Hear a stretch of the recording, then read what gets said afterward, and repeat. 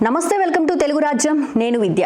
టాలీవుడ్ ఇండస్ట్రీలో నిర్మాతగా ఎంతో మంచి సక్సెస్ అందుకున్న నాగవంశీ డిస్ట్రిబ్యూటర్గా కూడా వ్యవహరిస్తున్న సంగతి మనకు తెలిసిందే.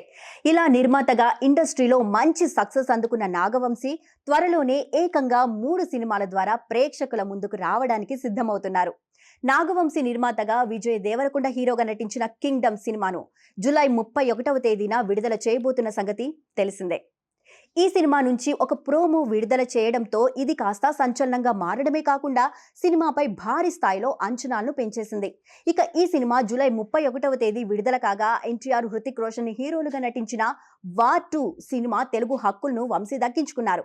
ఈ సినిమా ఆగస్టు 14వ తేదీ భారీ స్థాయిలో ప్రేక్షకుల ముందుకు రాబోతోంది. ఇక ఇప్పటికే ఈ సినిమాపై ఎన్నో అంచనాలు నెలకొన్న సంగతి తెలిసిందే. ఇకపోతే సితారా ఎంటర్టైన్మెంట్ బ్యానర్ పై నాగవంశీ నిర్మించిన మాస్ జాతర సినిమా ఆగస్టు 27న ప్రేక్షకుల ముందుకు రాబోతోంది. భాను భోగవరపు డైరెక్షన్ లో ఈ సినిమా తెరకెక్కుతుండగా అటు రవితేజ, ఇటు భాను భోగవరపు ఈ సినిమాతో మంచి సక్సెస్ సాధించాల్సి ఉంది. నాగవంశీ ఈ 3 సినిమాలతో దాదాపు 300 కోట్ల రూపాయలు రిస్క్ లో పెడుతున్నారు.